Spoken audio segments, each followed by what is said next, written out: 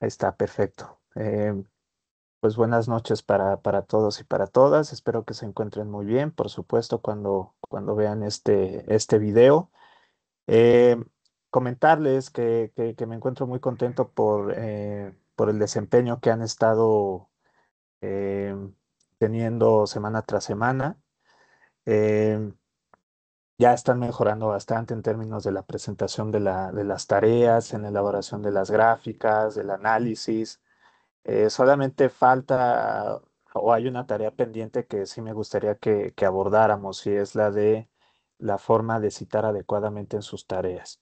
Es importante que lo hagan porque eso implica que están haciendo, para mí como profesor implica que están haciendo la tarea de forma adecuada, que no están simplemente buscando información en internet, copian y pegan el párrafo y ya esa es la explicación o ese es el análisis. Entonces, por eso la exigencia mía de que citen adecuadamente, sobre todo en los libros que estamos utilizando y que ahí yo pueda ver que realmente están leyendo. Esa es una forma para mí muy importante de darme cuenta. Eh, Entonces, vamos a comenzar con con la sesión del día de hoy. Solamente les recuerdo que para los que no pudieron estar ahorita en línea, que estas sesiones se graban y yo de todas formas las voy a estar subiendo a Seduca, como lo he hecho anteriormente, sesión uno, sesión 2. Subo el link de YouTube y ya para que ustedes tengan tiempo, si están aquí, pues que puedan volverlo a revisar el video y los que no están aquí eh, puedan revisarlo por primera vez. Muy bien, entonces voy a compartir mi pantalla. Ahí me dicen si se alcanza a ver adecuadamente. Si no, pues levantan la manita, ¿no? Pero parece que sí se alcanza a ver, ¿no? Ok. Bien, entonces, recuerdan que nos habíamos quedado, ¿no? La semana pasada, justamente en esta gráfica, en donde yo les pedí justamente en la tarea que hicieran una gráfica similar para el caso de México. Por supuesto, los que entregaron la tarea, la gran mayoría lo hicieron muy bien. Solamente, como les decía, algunas cuestiones de un poquito más de análisis, pero bueno, eso estoy seguro que lo van a ir adquiriendo a lo largo de este semestre. Bien, entonces, esta es la gráfica del crecimiento económico en el caso de los Estados Unidos, donde se ve una tendencia de 100 años, es decir, son 100 observaciones y 100 datos. Y esto hace referencia a cuál ha sido el desempeño de esa economía a lo largo de prácticamente un siglo. Y si ustedes observan el punto al inicio y el punto al final, pues se pueden dar cuenta que ha sido una tendencia creciente, a pesar de las oscilaciones que se encuentran entre años mucho más cortos. Esto quiere decir que a pesar de que existen periodos de auge, periodos de recesión económica, la economía, las economías en general, las economías capitalistas occidentales, pues tienen una tendencia a crecer a través del tiempo. Y hay muchos factores que explican eso. Más al ratito, cuando veamos el concepto de oferta agregada, justamente ahí van a venir algunos de los aspectos, de los factores que ayudan a explicar que las economías, sobre todo en los últimos 200 años, las economías occidentales han tenido una tendencia muy similar a la de los Estados Unidos, que es crecer. Entonces, aquí en esta diapositiva, en la diapositiva que sigue, es un comparativo de Estados Unidos con otras economías, como Centro y Sudamérica. Aquí, por supuesto, incluye a todos estos países y es un promedio de todos estos países del crecimiento en el PIB real per cápita. También se hace comparación con Europa Oriental. Aquí en el caso de Europa Oriental, pues por toda digamos que todo lo que implicó la reconstrucción de estos países debido a la Segunda Guerra Mundial, pues los datos disponibles o los datos oficiales, pues empiezan a aparecer sobre todo en la década de los 80. Para el caso de África, también aquí podemos ver que es la línea verde, aglomera a todos los países del continente africano y es un promedio simple. Aquí se puede ver una brecha bastante importante en términos de crecimiento económico, de qué tanto se está expandiendo la capacidad productiva de los países o incluso de los continentes en términos comparativos. Eh, Como ustedes pueden observar y si lo analizan, se van a dar cuenta que es bastante lógico, pues África se encuentra hasta abajo, ¿no? Es decir, el continente africano, a pesar de que desde 1960 hasta el 2010 ha crecido, la realidad es que la pendiente de esta línea de tendencia, si yo trazo una línea recta desde este punto negro que les estoy señalando de 1960 hasta el último dato para esta gráfica en 2010, se puede ver que sí ha crecido, pero la pendiente no es tan inclinada. Y esto implica que este continente en términos generales tiene mucha escasez de capital y esto se traduce en que no haya un sistema productivo robusto que haga que existan empresas innovadoras, empresas que generen bastantes ganancias, etcétera, etcétera. Eh, arriba, arriba de África, con una brecha bastante importante, se encuentran países de aquí del continente americano, específicamente lo que es Centro y Sudamérica, excluyendo a México, y vean que se encuentra por niveles un poco más del doble respecto a África. Es decir, a pesar de que la región de Latinoamérica es una de las regiones también más atrasadas en términos de crecimiento sostenido, de crecimiento de la economía, pues se encuentra por encima de África, que es el continente más atrasado a nivel mundial en términos de crecimiento económico. Eh, Centro y Sudamérica entonces se compara únicamente con países de Europa Oriental. Es decir, países de Europa Oriental que muchos se convirtieron en países de la ex Unión Soviética, Checoslovaquia, tenemos también el caso de Ucrania, de Checoslovaquia, etcétera, etcétera, ¿no? Entonces, todos estos países pequeñitos que formaban parte de la URSS, pues cuando en la década de los 90, sobre todo a finales de la década de los 80 y principios de los 90, con la caída del muro de Berlín y otras cuestiones geopolíticas, pues ahí observamos que estos países se independizaron y trataron de volverse países o territorios democráticos. Entonces, a partir de ahí, pues se observa que estos países empiezan a crecer de una forma bastante importante y ya en la década de los 2000, en términos de crecimiento económico, pues superaron a la región de Centro y de Sudamérica. Por supuesto que hay problemas si aglomeramos a todos los países en una sola canasta, ¿no? Porque el continente americano y específicamente Latinoamérica, pues es una región bastante heterogénea. Es decir, podemos encontrar desde países sumamente pobres y atrasados, como el caso de algunas islas del Caribe, como Haití, como Trinidad y Tobago, como Jamaica, por ejemplo. Y ahí mismo dentro de esa región, pues también encontramos economías en vías de desarrollo, como el caso de Brasil, el caso de Colombia, el caso de Chile. Entonces, por supuesto, si metemos a estos países que son bastante diferentes en términos económicos, pues eso hace que los resultados, específicamente los promedios, estén sesgados. Pero como sea, de todas formas, aquí se alcanza a observar que el PIB per cápita, es decir, la riqueza que le toca a cada habitante de estos países, es más o menos similar en la región de Latinoamérica con estos países de Europa Oriental.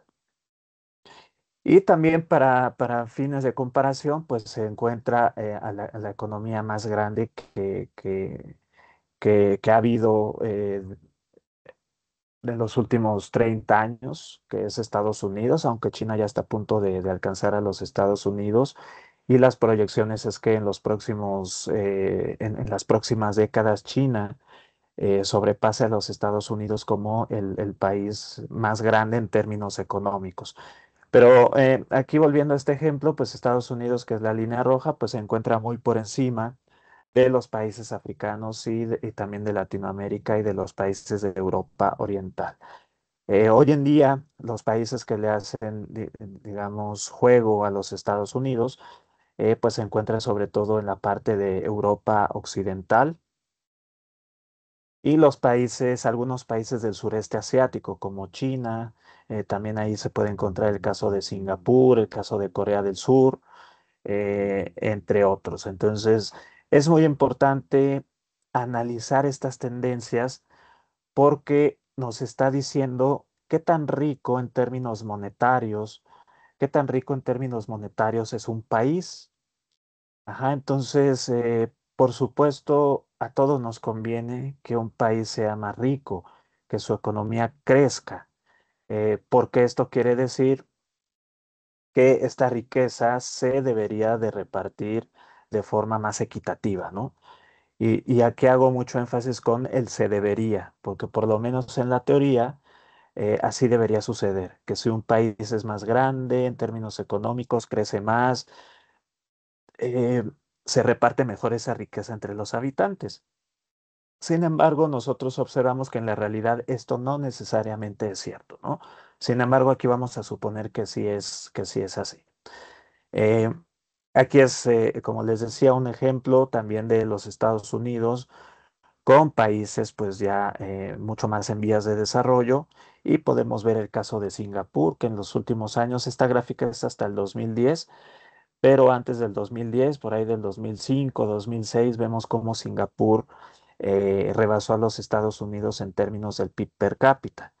¿Esto quiere decir que Singapur es más desarrollado o tiene una economía más grande que la de Estados Unidos? No, porque recordemos que este indicador es el PIB per cápita, es lo que le toca de riqueza a cada habitante dentro de su respectivo país. Y entonces, como Singapur es una economía mucho más pequeña en términos de habitantes, pues evidentemente esto hace que el PIB per cápita real sea más grande, ¿no? Estados Unidos es de los países que tiene la mayor población a nivel mundial. Si no recuerdo mal, anda por ahí de los 350 millones de personas, Estados Unidos, y entonces, pues, aunque esa riqueza sea muy grande, aunque esa economía sea muy grande, pues se tiene que repartir entre más personas.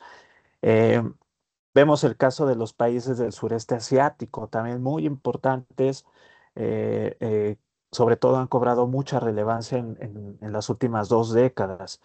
El caso de China, el caso también de Taiwán, que es parte también de esta República Popular de China, el caso de Corea del Sur, de Hong Kong, que digamos, la parte mucho más cercana al Pacífico, en el caso de China, y también está Singapur.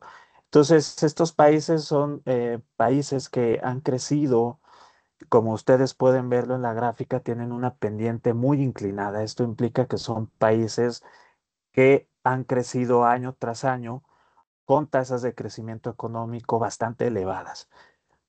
¿Qué es lo que han hecho estos países para crecer a esas tasas tan grandes? Bueno, esa es una gran pregunta, porque estos países han hecho muchas cosas. Y con lo que vamos a ver el día de hoy, seguro que va a quedar un poco más claro de lo que han hecho estos países y lo que deberían de hacer pues otros países como el caso de México para poder tener tasas de crecimiento más grandes. Eh, Aquí solamente como recordatorio, pues siempre es mejor que las economías crezcan, porque esto implica que, como ya le he comentado en clases pasadas, esto implica que si la economía crece, se crean más empleos, las empresas crecen, expanden sus procesos productivos, contratan más personal, les pagan mejores salarios, etcétera, etcétera, etcétera. Entonces, que la economía crezca es algo que en términos generales nos conviene a todos. Bien, bien, entonces, bueno, esta parte me la voy a saltar, esta diapositiva, porque más adelante voy a desarrollarla un poquito más. Quiero llegar a esta parte, a la parte de desarrollo económico. El desarrollo económico abarca un enfoque mucho más amplio que no solamente considera el crecimiento económico, el crecimiento de la economía, sino que también abarca aspectos mucho más de corte cualitativo, es decir, aspectos que no se pueden medir por medio de los números. El desarrollo económico, entonces, si nosotros queremos verlo como un diagrama de Venn, por ejemplo, podríamos nosotros decir que el desarrollo económico el desarrollo económico aglomera al crecimiento económico. Ujú. Es decir, para que exista desarrollo económico es necesario que primero haya crecimiento económico, pero lo contrario no es cierto. Es decir, no puede haber desarrollo económico si no existe crecimiento económico. ¿Ah? Y aunque una nación se desarrolle, aunque una nación crezca en términos económicos, eso no implica necesariamente que una nación se vuelve en automático una nación desarrollada. Tenemos el caso de México. El caso de México hasta hace algunos años venía creciendo a tasas bastante modestas, pero venía creciendo. Sin embargo, ese crecimiento en raras ocasiones se tradujo en mayor desarrollo económico. ¿Qué incluye el desarrollo económico? El desarrollo económico incluye muchos más aspectos que solamente la economía. Por ejemplo, el desarrollo económico incluye aspectos como la reducción de la pobreza, también incluye aspectos como la distribución de la riqueza, incluye aspectos como el acceso a la salud, a la educación, también incluye aspectos como la promoción en la igualdad de género y también incluye aspectos relacionados con el medio ambiente, específicamente con la sostenibilidad ambiental. Entonces, el desarrollo económico es un aspecto mucho más amplio en donde un factor clave para que exista desarrollo económico en una nación es que primero exista crecimiento económico. En otras palabras, si nosotros queremos que en una nación mejore la distribución de la riqueza, pues primero necesitamos crear riqueza, ¿no? Porque si no creamos riqueza, ¿cómo la vamos a distribuir? ¿Cómo la vamos a repartir? Segundo, necesitamos que un país reduzca sus niveles de pobreza en general en la población, porque si un país no crece económicamente, pues entonces las personas se van a encontrar en una situación vulnerable. Eh, por ejemplo, si una economía no crece, o más aún, si una economía decrece, es decir, si la economía, la frontera de posibilidades de producción se hace más chiquita, pues eso implica que más empresas van a quebrar, va a haber más desempleo, se van a dejar de pagar salarios y esto va a tener implicaciones negativas en la pobreza, ¿no? Más personas pues van a caer en esa lamentable situación.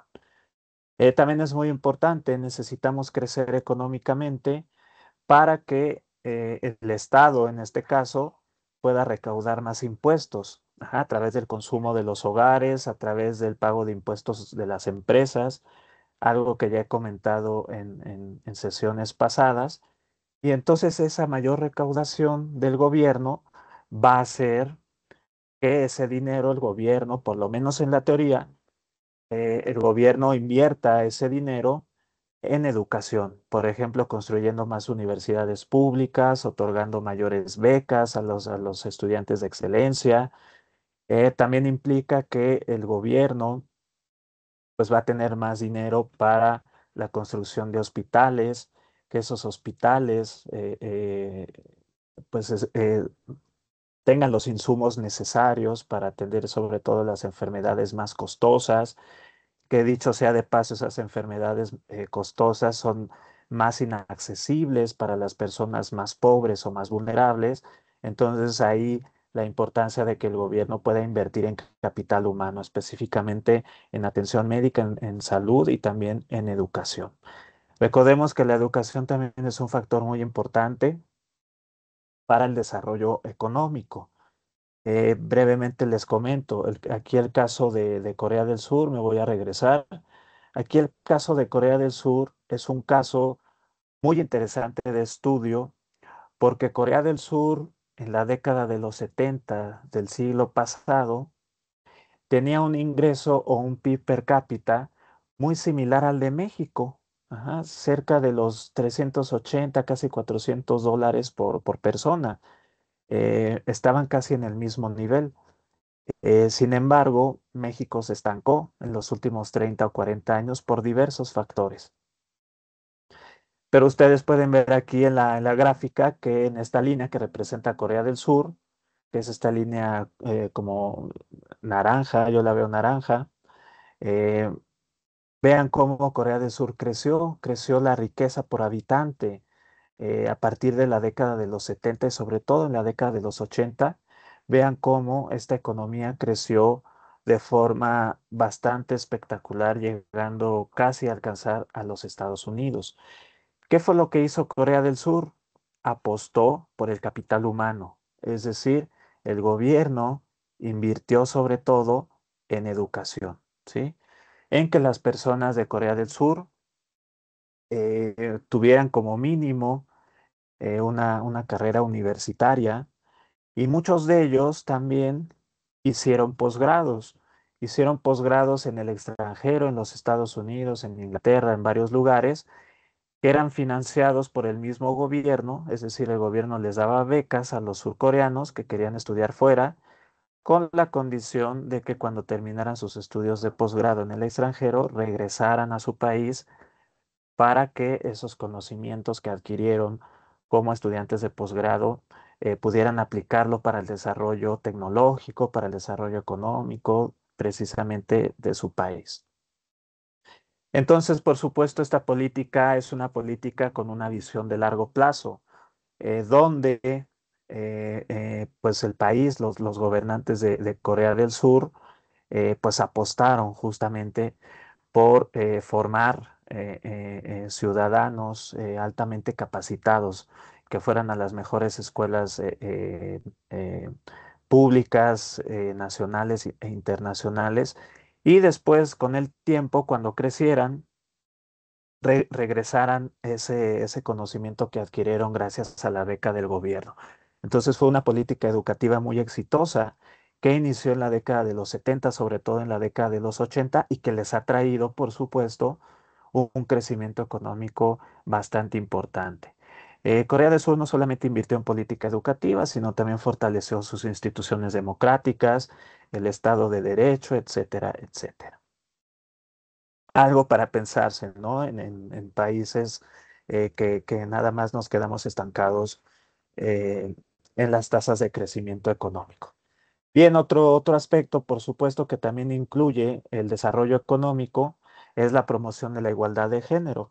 Eh, Nosotros en economía creemos, porque hay bastante evidencia que lo sustenta, que incorporar a más mujeres al mercado de trabajo, ya sea al mercado de trabajo como asalariadas o también como profesionistas, tiene implicaciones positivas para la economía en general, porque hay mucha fuerza de trabajo que se desperdicia debido a cuestiones relacionadas con las prácticas culturales, con las convenciones sociales, entre otras cosas, que hace que muchas mujeres, sobre todo jóvenes, permanezcan fuera del mercado de trabajo. Entonces ahí se pierde mano de obra bastante valiosa, que si se incorporara a la economía, pues por supuesto les traería beneficios primero a ellas y a sus familias y también en segundo lugar, pues les traería pues mayor riqueza a la nación. Entonces, por eso es importante la promoción en la igualdad de género.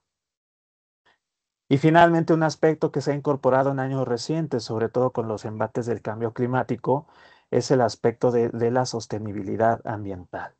Es decir, a diferencia de países como China, por ejemplo, que han crecido a tasas muy altas en las últimas décadas, eh, difícilmente nosotros podríamos considerar que China tiene un desarrollo económico alto. Y, y la razón principal para decir eso es que China es de los países más contaminantes del mundo. Es decir, tiene empresas muy poderosas que hace que la economía genere ganancias para sus propias empresas y para los trabajadores, pero muchas de estas empresas son muy contaminantes. Ajá, entonces acaban con los recursos que muchos de ellos no son renovables y esto hace que el crecimiento económico de ese país no tenga una sostenibilidad ambiental. Eh, por supuesto, esto también tiene implicaciones más allá de lo puramente ambiental. El hecho de que el crecimiento económico en diversas naciones como China sea un crecimiento económico sucio, que no cuida esta sostenibilidad ambiental, pues hace que eh, haya implicaciones o haya daños colaterales para las sociedades, específicamente para la sociedad fina, para la sociedad china. Es decir, si no hay sostenibilidad ambiental en una economía, es bastante probable que muchas personas padezcan más enfermedades crónicas y o degenerativas, ¿no? El hecho de que ciudades grandes ciudades como Hong Kong, Taiwán, entre otras, estén bastante contaminadas, pues eso implica que en el futuro, pues se van a necesitar más hospitales, ¿no? Se van a necesitar más hospitales, se van a necesitar eh, eh, nuevos tratamientos para enfermedades quizá que no eran conocidas hace 20 o 30 años y que hoy en día pues empiezan a proliferar precisamente basándose en mayores contaminantes, ¿no? En que no se tiene cuidado con el medio ambiente. Entonces todos esos aspectos, si se fijan, van más allá de los aspectos puramente económicos. Por eso es que primero les presenté el concepto de crecimiento económico como la expansión en la frontera de posibilidades de producción. eh, y en segundo lugar, presento este concepto de desarrollo económico que implica, en primera instancia, que haya crecimiento económico, que crezca una economía, que haya más riqueza y que una vez que ya se han alcanzado tasas de crecimiento económico adecuadas para el tamaño de país, entonces ya se empiece a pensar en aspectos que van mucho más allá de lo puramente económico, ¿no? Como son estos que ya he comentado. Entonces, mientras que el crecimiento económico se centra en el aumento de la producción, es decir, de la riqueza material, el desarrollo económico se preocupa más por ese crecimiento, pero que ese crecimiento beneficie a toda la sociedad a través del acceso a educación, salud, a través de la disminución de la pobreza, del medio ambiente, de la igualdad de género, etcétera, etcétera. Un indicador muy importante, y justamente aquí va a venir la primera pregunta de la tarea de esta semana. Un indicador muy importante que se conoce, que es muy conocido, es el Índice de Desarrollo Humano, IDH. El Índice de Desarrollo Humano es un índice que trata de ilustrar lo que es el desarrollo económico en términos generales. Como el desarrollo económico implica bastantes cosas y muchas de ellas son difíciles de medir, se han hecho esfuerzos por tratar de medir cuantitativamente lo que es el desarrollo económico. Un esfuerzo muy importante, aunque imperfecto, es justamente este indicador, el índice de desarrollo económico. El índice de desarrollo económico, como su nombre le indica, es un índice que aglomera diversas variables económicas y no económicas. El índice de desarrollo humano entonces aglomera variables como la esperanza de vida. La esperanza de vida, recordemos, se mide como una tasa y incluye cuál es la esperanza que tiene una población de vida una vez que nace.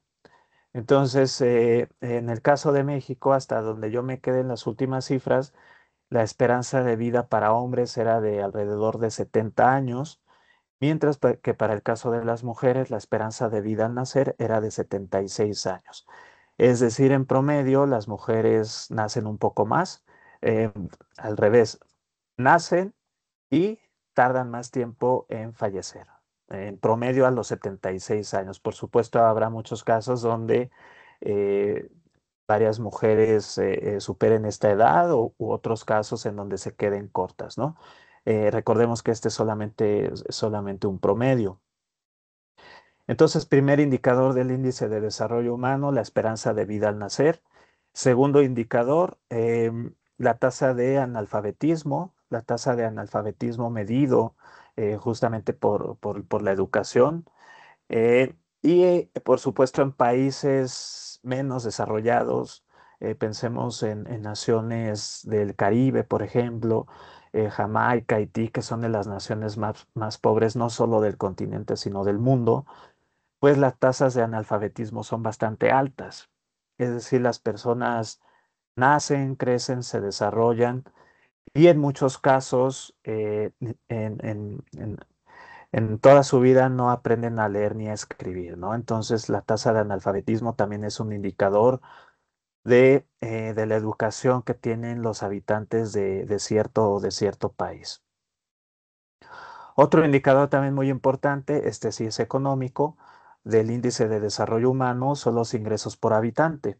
Los ingresos por habitante no es otra cosa que el PIB per cápita que ya ustedes han manejado anteriormente.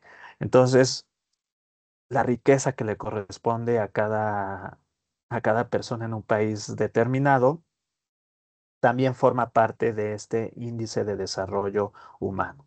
Entonces, esta y otras variables que ustedes van a encontrar cuando descarguen los datos en Internet, em, es una variable, este índice es un indicador de, de lo que podría ser el desarrollo económico de una nación. Ajá. Entonces, la tarea para la próxima clase es que busquen información en Internet.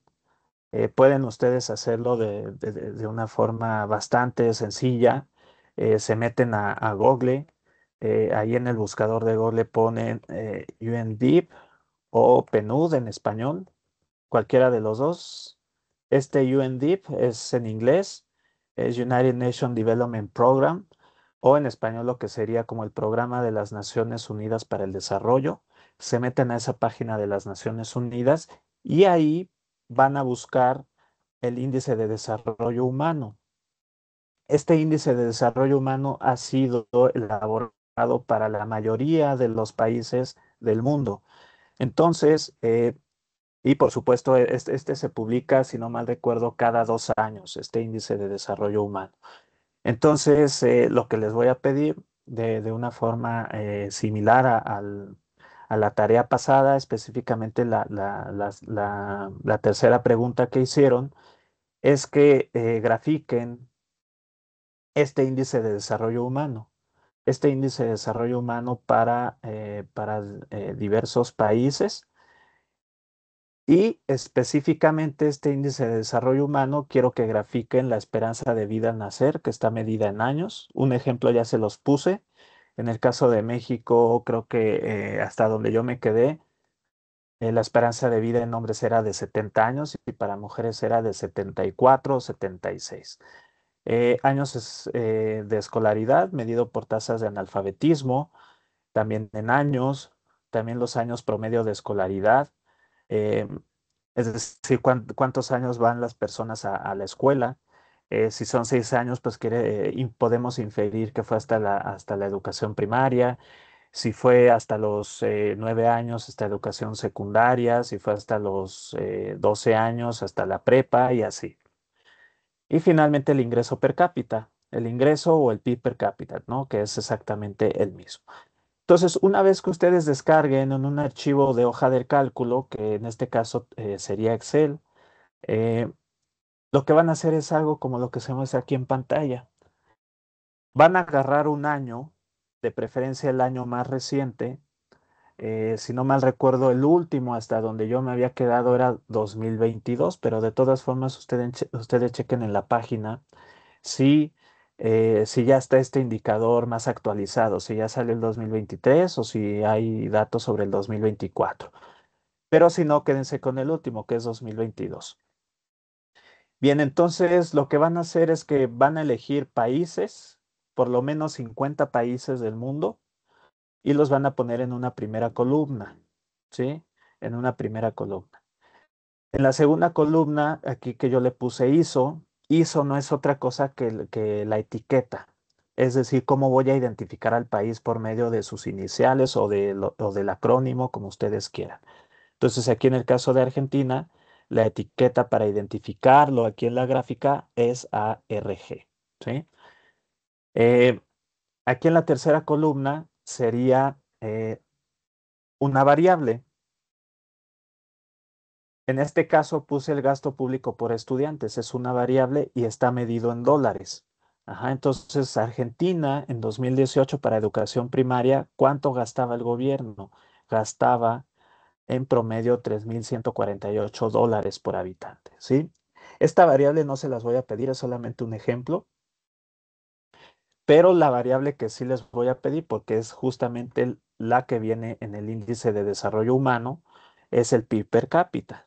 Ujú. Como les había mostrado aquí, el ingreso per cápita o el PIB per cápita es parte del índice de desarrollo humano. Entonces, el PIB per cápita tiene que estar en miles de dólares, ¿sí? Aquí como lo pueden ver, es miles de dólares constantes en términos de paridad de poder adquisitivo que esté en dólares, ¿sí? Que esté en dólares. Entonces aquí, como pueden ver, Argentina en 2018 tuvo un ingreso por habitante de $22,747 anuales.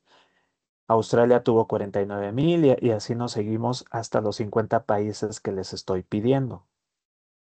Entonces, en una columna van a poner el ingreso per cápita y en la otra columna van a poner el valor del índice de desarrollo humano.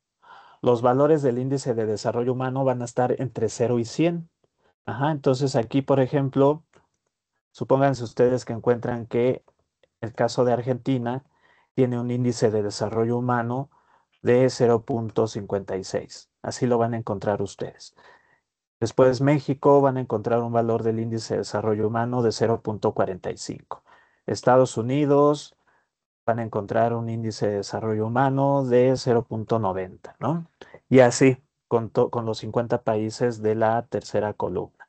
Entonces, una vez que ya tengan esos datos, que ya tengan aquí el índice, que ya tengan por supuesto al país, al nombre del país, que tengan su etiqueta, que tengan al índice de desarrollo humano y que tengan el ingreso per cápita, lo que van a hacer es que van a elaborar una gráfica de puntos. Esta también se conoce como gráfica de dispersión. Si ustedes han utilizado Excel, se podrán dar cuenta que eh, eh, tienen ustedes varias opciones. Tienen varias opciones para hacer diversos tipos de gráficos. Eh, los que entregaron la tarea la semana pasada, recuerdan que graficaron una línea, una gráfica de líneas, ¿no? Entonces era solamente una línea y a partir de esa línea ya estaba una tendencia, ¿no? En este caso, en lugar de elegir una línea, van a elegir una gráfica de dispersión, puntos que están dispersos, ¿sí? Van a elegir esa. Y una vez que ya esté, que elijan ese tipo de gráfica, aquí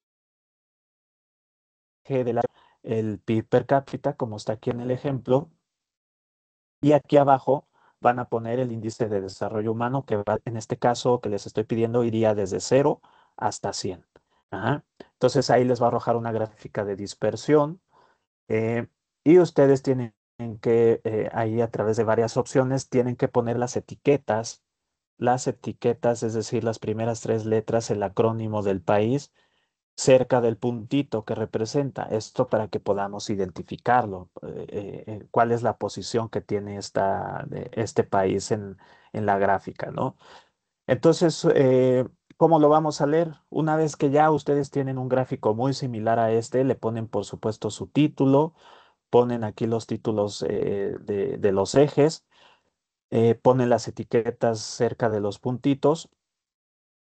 Yo sugiero que tracen una línea de tendencia para ver si la tendencia es ascendente o es descendente con sus ecuaciones. Esto se los da el Excel, nada más hay que obtener, extraer la ecuación. Eh, pero lo más importante, hay que ubicar los países y específicamente a México. ¿En dónde se encuentra México? Entonces aquí, para no tardarme mucho tiempo buscando a México, podemos ver algunos países que resaltan. China, en el caso de China, está por debajo de la línea de tendencia mundial. Esto quiere decir que China gasta mucho, para este ejemplo particular, gasta mucho por estudiante, pero tiene una riqueza por habitante muy baja, lo cual implica, y es bastante obvio si pensamos que los chinos y las chinas están dispersos por casi todo el mundo, ¿no? Podemos encontrar chinos y chinas estudiando en las mejores universidades del mundo, fuera de su país, por supuesto. Entonces, esto implica que el gobierno gasta mucho en capital humano, en educación. Por eso es que tiene a esta economía como la segunda economía más grande del mundo actualmente. Pero vamos a ejemplos mucho más bajos. Por ejemplo, el caso de Uzbekistán. Uzbekistán se encuentra en Asia Central. Es un país eh, que tiene sus propios problemas porque es un país con bajas capacidades democráticas, también bajas capacidades productivas, muy poca igualdad de género, también en términos ambientales no andan tan bien. Entonces, este tipo de países ustedes generalmente los van a encontrar aquí en la parte baja de la gráfica, porque esto significa que además de que gastan poco por habitante, el gobierno casi no invierte en educación. Esto también se puede deber a que no pueden gastar mucho en educación si la economía está baja, ¿no? Si el ingreso por habitante es muy bajo, si no hay riqueza que repartir. Entonces, generalmente este tipo de países se encuentran por debajo. En el otro extremo, vamos generalmente a encontrar a los países ricos. Aquí, por ejemplo, tenemos a Suiza, tenemos a Noruega, también en el caso de Estados Unidos, Alemania, Suecia, Corea del Sur. Entonces, estos países se encuentran acá porque estos países gastan mucho por estudiante, gastan mucho por estudiante, invierten en educación y al mismo tiempo, pues tienen una economía grande, ¿no? Que les permite gastar justamente en educación. Entonces, fíjense cómo el análisis así tiene que ser. Yo solamente les voy a pedir una gráfica en donde, insisto, aquí van a poner el índice de desarrollo humano y aquí van a poner el PIB per cápita. Es decir, todo como está aquí, pero aquí van a poner el índice de desarrollo humano. ¿Qué sugiero que hagan para que su análisis sea bastante rico? Eh, que escojan países que se puedan contrastar. Es decir, que no solamente escojan a puros de los 50 países que les voy a dejar de tarea, que no solamente escojan a 50 países europeos, ¿no? O 50 países asiáticos o 50 países en América, ¿no? Sino que sea variado, que escojan países de Latinoamérica, unos 10, 15, que escojan unos otros 10, 15 de Europa, quizá 20 de África y otros 10 de Asia, ¿no? Que haya una distribución para que podamos hacer un contraste justamente de los diversos países a escala mundial. Bien, entonces esa sería la primera pregunta. Eh, Vamos a pasar a otro tema que va muy, muy de la mano, muy acorde a lo que hemos visto de crecimiento económico. ¿Cómo medimos el crecimiento económico? Una de las formas de medir el crecimiento económico es a través de las tasas de crecimiento, que ya ustedes hicieron muy bien en su tarea pasada. Eh, pero vamos a meternos un poquito más de fondo con este concepto de crecimiento económico y para eso voy a retomar la pregunta que les había hecho hace rato.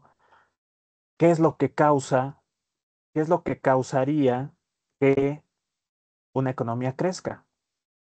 Entonces vamos primero con algunas definiciones, ¿no? Y esto es justamente lo que se conoce como cuentas nacionales. Las cuentas nacionales es cómo contabilizo yo el PIB. Y si el PIB es la única variable macroeconómica que se contabiliza, que se lleva a cabo por medio de una situación contable, o si hay otras. Entonces, cuentas nacionales, punto número uno, del PIB, del Producto Interno Bruto, de la riqueza que existe en un país, que se genera en un país en un año determinado, de esa riqueza podemos dividirlo por lo menos en dos grandes grupos. Lo que es la producción como tal, la generación de la riqueza, y punto número dos, lo que sería lo que se conoce como el pago a los factores de la producción. Recuerden cuáles son los factores de la producción. Sí, si no se acuerdan, aquí se los pongo brevemente. Tengo una producción Y, que es una producción nacional, y esa producción nacional está en función, vamos a ponerla aquí, está en función de K y también está en función de L. Aquí voy a poner otros factores no especificados. Otros factores no especificados. Y aquí dentro de otros factores no especificados hay factores como las habilidades empresariales, otros factores relacionados con el cuidado medioambiental, el Estado de Derecho, pero por ahora vamos a dejar fuera esos factores no especificados. Y nos vamos a concentrar en los factores de la producción más relevantes, más importantes, lo que es el capital y lo que es el trabajo, lo que es la mano de obra. Entonces, el pago a los factores de la producción no es otra cosa que el pago que se le hace al capital en términos de intereses, por ejemplo, y el pago que se le hace al factor trabajo, que son los salarios. Entonces, los insumos como trabajo y capital se llaman factores de la producción y los pagos a esos factores se llaman salarios e intereses. A lo mejor ustedes aquí tienen la duda, ¿por qué los intereses es el pago al capital? Porque muchas empresas no pueden financiarse por sí mismas, sobre todo las empresas que van iniciando operaciones, que son empresas pequeñitas. Al inicio, antes de que crezcan, antes de que sean exitosas esas empresas, pues deben pedir prestado a instituciones financieras al gobierno también, o incluso a otras empresas. Tienen que pedir prestado pues para echar a andar su empresa, ¿no? Para montar otra fábrica, para contratar a más personal, etcétera, etcétera. Entonces, esos préstamos que tienen las empresas para funcionar, eh, pues alguien tiene que cobrar, ¿no? Por ese préstamo. Entonces, justamente los prestamistas pues cobran un interés sobre ese capital que le está prestando a estas empresas. Entonces, un pago al factor de la producción, específicamente el capital, son los intereses que se generan dentro de un periodo determinado. Y esto, los salarios, pues es bastante intuitivo, ¿no? A menos que una persona vaya a trabajar por mero gusto, la realidad es que todos los demás, pues, trabajan para obtener un salario, ¿no? Para obtener un salario y poder sobrevivir y llevar a cabo sus planes de vida. Entonces, ese es otro pago a los factores de la producción. Suele utilizarse una función de producción que relaciona toda la producción de la economía, que es el Producto Interno Bruto, con los dos insumos más importantes, que es la fuerza de trabajo. En este caso la represento como N, pero en los libros también ustedes la van a representar, van a ver que está representada con la letra L, que es L de labor en inglés, ajá, que es trabajo, y capital con la letra K. Entonces aquí escribimos la función de producción, es decir, la producción de todo un país va a ser igual a la utilización de capital más la mano de obra. Entonces, supónganse ustedes que son empresarios, son empresarias y quieren echar a andar un negocio, el negocio que ustedes quieran, ¿no? Pueden vender lo que quieran, pero ustedes quieren producir bienes, no servicios, quieren producir bienes. Entonces, para producir esos bienes, pues, ¿qué es lo que necesitan? Primero necesitan dinero, necesitan el capital, ¿no?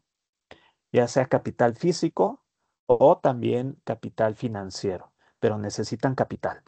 Bien, una vez que ya tienen ese capital, van a comprar predios, van a comprar maquinaria, van a construir, si es que quieren instalar una fábrica y no está construida, tienen que construir la fábrica, tienen que poner acceso a electricidad, también a agua, etcétera, etcétera. Entonces son muchos requerimientos. Pero ya con ese capital, ustedes ya establecieron su empresa en cierto lugar. Ya tienen sus máquinas listas, ya tienen todo. Ahora, ¿qué necesitan? Necesitan contratar gente que trabaje esas máquinas, necesitan contratar gente que sean contadores para que puedan llevar a cabo, por supuesto, la empresa en términos contables de una forma adecuada, tienen que contratar un gerente, tienen que contratar un administrador, un abogado. Entonces, todas estas personas pues cobran por sus servicios, ¿no? Por su trabajo. Entonces, eso también es gasto para ustedes. Por eso es que decimos que al final la combinación de personas y de capital, al final la combinación de eso va a resultar en algo. Si ustedes se dedican a vender, a producir y después a vender computadoras, pues la Y representa las computadoras.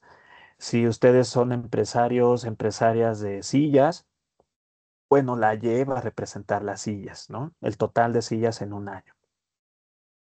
Aquí no importa a lo que ustedes se dediquen, lo importante es justamente esta forma que tiene la función de producción, ¿sí? Entonces, es importante que en las cuentas nacionales siempre se tienen en consideración lo que es la producción, es decir, y lo que son los pagos a los factores de la producción. Que por supuesto, en este caso, la producción representaría para ustedes ganancias, representaría ganancias. Ajá. Porque si ustedes aumentan su producción, se aumentan su Y y se hace más gordota, más grandota, entonces eso implica que el volumen de ventas va a ser más alto y entonces a ustedes les conviene porque representaría mayores ganancias, representaría mayores ganancias. Mientras que el pago a los factores de la producción, es decir, capital y trabajo, es todo lo contrario, representa para ustedes gastos. Ajá, los gastos por los intereses, si es que pidieron préstamo, y también el gasto por salarios. Ajá, entonces aquí lo importante para una economía y para ustedes como empresarios, como empresarias, es que siempre las ganancias sean mayores que los costos o los gastos, ¿sí? Porque si no, pues entonces quebrarían y eso sería perjudicial para ustedes y para la economía. Y bien, entonces aquí muy importante tener en consideración eso. El PIB no es el único indicador de cuentas nacionales que existe, pero sí es el más famoso, ¿no? Entonces el PIB es el valor monetario de todos los bienes y servicios finales producidos en una economía, en un país, en un periodo específico de tiempo. Incluye la producción o la construcción de casas, de edificios, el valor de los mismos servicios, viajes en avión, clases de macroeconomía, servicios educativos como el que yo presto. Todo esto forma parte del PIB al final del año, ¿sí? Eh, ¿Qué es el PNB? El PNB es el Producto Nacional Bruto. La primera complicación es que el pago a los factores de la producción, los intereses y los salarios incluyen también los que llegan del extranjero, como pago a los factores de la producción nacionales. Es decir, puede haber empresas nacionales, pero que tengan empleados trabajando en el extranjero, en filiales en otros países. Entonces, si sumamos todo lo que se generó de riqueza en el país, incluyendo los que se encuentran en el extranjero, eso es lo que se conoce como el Producto Nacional Bruto y a ese lo vamos a llamar PNB. Tenemos otra segunda complicación y es que el capital que tienen las empresas, es decir, en la fábrica que hipotéticamente nosotros tenemos, este capital se desgasta. Las máquinas se desgastan, la fábrica se desgasta, entonces hay que darle mantenimiento a todo esto. Esto también se tiene que contabilizar. Entonces, el Producto Interno Neto, que se conoce como el PIN, es el PIB y a ese PIB, a esa riqueza generada en un año específico en un año específico, que es la riqueza que se produce en ese periodo, hay que restarle la depreciación, hay que restarle el desgaste del capital, ¿sí? De las empresas, de las fábricas, de las máquinas, de todo lo que se necesita para producir algo. Eso es lo que se conoce como depreciación. Si nosotros se lo restamos al PIB, entonces se conoce como Producto Interno Neto. Finalmente, el PIN es lo que más se acerca al valor real en términos materiales de una economía. Ajá, porque ahí le estás quitando el desgaste en la depreciación que tiene el capital. Finalmente, el ingreso nacional. Este ingreso nacional, apréndanselo muy bien, lo vamos a necesitar mucho más adelante cuando veamos los modelos de oferta y de demanda agregada. Eh, el ingreso nacional es, como se muestra aquí en pantalla, incluye el PIN, es decir, el PIB menos la depreciación, y también hay que quitarle los impuestos indirectos. Ajá. En otras palabras, la tercera complicación es que las empresas pagan impuestos indirectos, impuestos sobre mayor volumen de venta, también impuestos sobre la propiedad, impuestos sobre la producción, etcétera, etcétera. Y esto entonces tenemos que restárselo al PIN. Como se muestra aquí en pantalla, estos impuestos indirectos en muchos casos representan hasta el 10% del Producto Interno Neto. Entonces, lo que queda para pagar al capital y para pagar a los salarios es lo que se conoce como el ingreso nacional. Ajá. El ingreso nacional entonces no es otra cosa que lo que nos va quedando de toda esa riqueza que está representada por el PIB. Le restamos la depreciación, le restamos los impuestos indirectos y entonces esto en términos netos, esta gran riqueza se va haciendo un poco más pequeña, ¿sí? Una vez que ya le restamos o que ya incluimos por un lado a la producción extranjera, una vez que ya tenemos el PIN, es decir, una vez que ya le estamos restando la depreciación y una vez que le estamos quitando los impuestos indirectos, nos queda de esa bola que representa el 100% que es el PIB, un 80%, es decir, cerca del 20% se reduce nada más en impuestos indirectos y en depreciación y nos va a quedar el ingreso nacional que representa el 80% del PIB. Sí, cabe recordar que más o menos tres cuartas partes de los pagos a los factores de la producción se entregan a la mano de obra. Es decir, ustedes cuando tengan una empresa, van a pagar, por supuesto, el alquiler, van a pagar si es que rentan la fábrica, la luz, el agua, todo para que funcione su fábrica, pero la mayor parte de los costos para ustedes como empresarios, como empresarias, va a ir destinado al pago de salarios para todo el personal que labore en su empresa. Casi tres cuartas partes generalmente se va hacia hacia ese rubro. Y ya finalmente las identidades macroeconómicas, el PIB, es decir, la Y, va a ser igual a cuatro variables muy importantes, lo que es el consumo privado, lo que es la inversión, lo que es el gasto público y si consideramos que la economía es una economía abierta, la balanza comercial. Entonces, con esto voy a empezar la clase de la siguiente semana, considerando esta identidad contable que es la más importante. Esta sí, apréndansela de memoria porque la vamos a utilizar más adelante en los modelos que vayamos viendo. ¿Sale? Entonces, pues ya se nos acabó la clase del día de hoy. Eh, es muy importante pues ver estos videos de principio a fin, ponerle pausa cuando no entiendan algo para que vuelvan otra vez a escucharlo. Y también, por supuesto, ya saben que nosotros como profesores estamos saltando que ustedes aprendan lo posible. Por eso, si tienen dudas al respecto sobre estos conceptos, no duden en este caso de escribirme a mi correo con la duda muy específica y con todo gusto yo puedo responderles. Afortunadamente aquí tengo todavía dos alumnas que aguantaron esta hora de clase, Alison y Bárbara. No sé si tengan alguna duda sobre la clase del día de hoy. No, profesor. No. ¿Todo bien? Ok, ok. Muy bien, entonces al rato bueno, voy a subir primero el link del video y posteriormente voy a subir la tarea igual para que me la puedan entregar el día jueves por la noche. Les mando un fuerte abrazo, espero que estén muy bien y cualquier duda, por supuesto, me escriben a mi correo. Chao. Gracias. Gracias, hasta luego.